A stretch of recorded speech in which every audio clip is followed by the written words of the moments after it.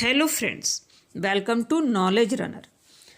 दोस्तों, किसी भी मनुष्य के लिए कोई भी परेशानी को सहने की एक सीमा होती है और यदि वह परेशानी सीमा से बाहर हो जाए तो इंसान कितना भी समझदार हो, वह एक दिन अपना आपा खो ही बैठता है और ऐसा कुछ कर बैठता है जो उसे नहीं करना चाहिए। तो दोस्तों, आज की कहानी भी कुछ इसी तरह की है। एक लड़की जिसका नाम सुरीली था, नाम जैसा प्यारा सा था, काम भी वैसा ही प्यारा था उसका। सुरीली का स्वभाव इतना अच्छा था कि वह मिनटों में ही किसी को भी अपने व्यवहार से खुश करते हुए अपना बना लिया करती। सुरीली बचपन से ही जिज्ञासु और चंचल स्वभाव की थी। उसे किसी भी चीज़ के बारे में जानने की बहुत जिज्ञासा रहती थी और जिस चीज़ के बारे में वह जानना चाहती थी उसके बारे में जब तक पूरी जानकारी न ले लेती तब तक उसे चैन नहीं मिलता था। पढ़ाई में भी उसका दिमाग वैसा ही था। पढ़ाई भी पूरे शिद्दत के साथ करती थी। जिस दिन वह मन में ठान लेती कि उसे आज इतना पढ़ाई करना ही है तो वह उसे करके ही रहती, चाहे उसके लिए उसे कुछ भी करना पड़े। समय धीरे धीरे बीतता गया। सुरीली अब बड़ी हुई और समझदार होने लगी। उसे क्या पता था कि उसे आगे घर का पूरा खर्च, पूरी जिम्मेदारी अपने कंधों पर लेना पड़ेगा। सुरीली की स्कूल की पढ़ाई पूरी होते ही उसके पिता का एक्सीडेंट हो गया, जो कि घर का पूरा खर्च चलाते थे। सुरीली का बचपन का सपना था कि वह MBBS डॉक्टर बने, इसलिए वह शुरू से ही बहुत मेहनत कर रही थी और बोर्ड के एग्ज़ाम्स में फर्स्ट डिवीज़न से पास हो गई थी। अब उसे नीट के एग्ज़ाम के लिए तैयारी करनी थी, लेकिन समय को तो कुछ और ही मंजूर था। बेचारी सुरीली ने घर पर रहकर ही बिना कोचिंग के नीट का एग्ज़ाम देने की सोच ली, लेकिन बिना काम किए पैसे कहाँ से आए, इसलिए उसने एक ऑफिस में जॉब करने के लिए अप्लाई किया। क्योंकि सुरीली ने स्कूल की पढ़ाई करते करते कंप्यूटर का कोर्स भी कर लिया था, इसलिए उसे एक ऑफिस में जॉब मिल गया। ऑफिस के बॉस और वहाँ काम करने वाले लोग अमीर घरों से थे, इसलिए सुरीली को मानसिक और शारीरिक रूप से टॉर्चर करते थे और आए दिन आवश्यकता से अधिक काम भी करवाते थे। समय समय पर टोका टाकी करते और उसका मजाक उड़ाते थे, जिससे सुरीली बहुत परेशान रहने लगी। उसे लगता कि वह काम छोड़ देगी, लेकिन फिर एक पल में ही उसके पिता की दवाई, घर का खर्च और उसकी कमाई से ही तो उसके घर का चूल्हा भी जलता था। इसलिए वह उन लोगों की बातों को अनसुना करके फिर से दूसरे दिन नए विचारों के साथ ऑफिस में पहुंच जाती। लेकिन वहां काम करने वाले उसके सीनियर्स ने तो जैसे कसम ही खा ली थी कि सुरीली को परेशान करें। वे दिन ब दिन उसे और ज़्यादा परेशान करते थे और सुरीली ऑफिस के काम से आकर घर में भी अपनी माँ को थोड़ा बहुत हेल्प करती और MBBS डॉक्टर बनने का अपने सपने को मरने नहीं देती थी। वह देर रात तक जग जग कर पढ़ाई करती थी। सुबह जल्दी उठ जाती और घर के सारे काम करके वह दोनों हाथ ऊपर करके जोर जोर से अपने आप से कहती, I am a doctor, I can do it. यही 2 सेंटेंस वह हमेशा दोहराती थी, क्योंकि जब उसने एडमिशन के समय अपने सर से सलाह लिया था तो उन्होंने उसे यही 2 सेंटेंस कहे थे जिसे वह अपना ड्रीम बना ली थी। सुरीली सिर्फ अपने सपने के लिए जीना चाहती थी, लेकिन कब तक? एक दिन तो हद ही हो गई। सुरीली के ऑफिस पहुंचते ही सभी लोगों ने ऐसा देखना शुरू कर दिया जैसे इसने बहुत बड़ा अपराध कर दिया हो और उसके सीनियर सर ने अपने ऑफिस में बुलाकर ज़बरदस्ती करने की कोशिश भी की। सुरीली को मजबूरन वहाँ की नौकरी छोड़नी पड़ी, लेकिन बिना जॉब के चूल्हा भी तो नहीं जल सकता था, इसलिए फिर से उसने नए काम की तलाश की। दूसरी जगह काम तो मिला, लेकिन वहाँ के बॉस की कुछ शर्तें थी जो सुरीली की नैतिकता और संस्कार को ज़बरदस्त झटका दे रही थी। लेकिन बेचारी करे तो क्या करे, मजबूरी में मन को मारकर कुछ सीमा तक समझौता करने को तैयार होना पड़ा, क्योंकि जॉब नहीं तो खाना नहीं, ऐसा हाल था सुरीली के घर का।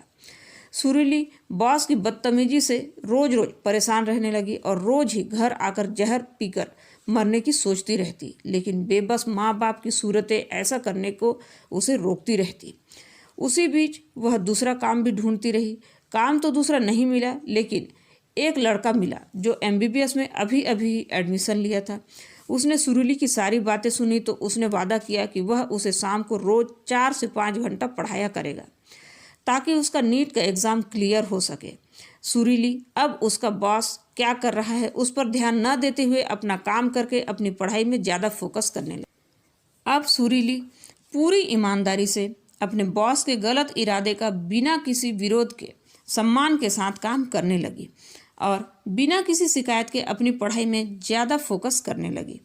उसने पढ़ाई को ही अपना सब कुछ मान लिया और पढ़ाई का शेड्यूल कुछ इस प्रकार बनाया। जब वह अपनी पढ़ाई में 4 से 5 घंटे का समय लगाती तो अपने आप को पुअर ग्रेड देती, 8 से 10 घंटे का समय देती तो गुड और 10 से 12 घंटे का समय देती तो वेरी गुड ग्रेड देती। इस प्रकार सुरीली कभी कभी अपने ऑफिस में भी जब कभी उसे खाली टाइम मिलता तो अपने बैग में रखे छोटे छोटे नोट्स को पढ़ती और उन्हें याद रखने की कोशिश करते रहती।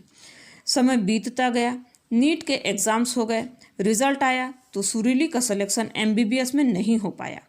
इस बात का पता जब उस लड़के को चली तो वह भी उससे कांटेक्ट करना छोड़ दिया। सुरीली का बॉस भी अब उसे ज़्यादा तंग करने लगा। अब सुरीली इतना हताश हो गई कि आत्महत्या के अलावा कोई दूसरा रास्ता नहीं बचा था। लेकिन उसी दिन उसकी सहेली रास्ते में मिली। सुरीली की हालत देखकर उसे वह अपने घर ले गई। सुरीली के बारे में जानकर उसे भी बहुत बुरा लगा। सुरीली ने देखा उसकी सहेली के घर के न्यूज़पेपर के कॉर्नर में लिखा था, समस्या आपके समाधान हमारे। यह पढ़कर सुरीली की आंखों में चमक आ गई। उसे लगा क्यों ना एक बार यहाँ किस्मत आजमाया जाए, शायद वहाँ से कोई रास्ता मिल जाए। और उसने उस न्यूज़पेपर से वह एड्रेस ले ली और उसने पत्र लिखा, मैं अपने जीवन से हार चुकी हूँ, फिर भी मैं एक बार और अपनी किस्मत आजमाना चाहती हूँ। हो सकता है मुझे जीने के लिए कोई राह मिल जाए। मैं अपने जीवन से निराश हो चुकी हूँ। मैं इस निष्कर्ष पर पहुँच गई हूँ कि मुझे अब और जीवन नहीं जीना है। और उसके साथ जो घटनाएं घटी वे सभी घटनाएं उसने उस पत्र में लिखकर डाल दी। कुछ दिनों बाद वह अपनी सहेली के घर किसी काम से गई थी। इत्तेफाक से ऐसा हुआ कि वही न्यूज़पेपर वहाँ पड़ा था जिसमें सुरीली के प्रश्न का जवाब दिया गया था। उसमें लिखा था, आपके जीवन में जो दुखद परिस्थितियाँ गुजर रही हैं वह किसी को भी थका देने वाली है, लेकिन क्या इस भ्रष्ट सामाजिक व्यवस्था और गरीब परिस्थितियों से हार मानकर उन्हें पनपने का मौका देना अच्छा है? अपनी मौन को कायरता का उपहार न देकर वीरता का उपहार देना ही सही अर्थों में जीवन जीना है। समस्याएं तो आती जाती रहती है, उनसे घबराना कैसा? समस्याओं से जूझना ही उन्नति के लक्षण है। सोचिए तो उस विवश पिता, वह बेचारी माँ और उन भाई बहनों की दशा तब क्या हो जाएगी जब उनके लिए कोई भी कुछ भी करने वाला नहीं रह जाएगा। फिर क्या आपकी मौत या हार क्या आपके घर वालों को अपराध भावना से भर नहीं देंगे? अधिकारों और कर्तव्यों का एक सिलसिला चलता रहता है, इसमें बंध कर रहना ही जीवन जीना है। बॉस की मांगे आपकी चारित्रिक निर्मलता के आगे दम घुटकर मर जाएंगी, यह निश्चित है। आप अपने उद्देश्य और कर्तव्य पथ पर दृढ़तापूर्वक आगे बढ़ते रहिए। भ्रष्टाचार, दुराचार आपका रास्ता नहीं रोक पाएगी। इतना पढ़ते ही सुरीली की आंखों में अलग सी चमक आ गई। उसका आत्मविश्वास और अधिक मजबूत हो गया था। उसके पैरों में जैसे पंख लग गए थे।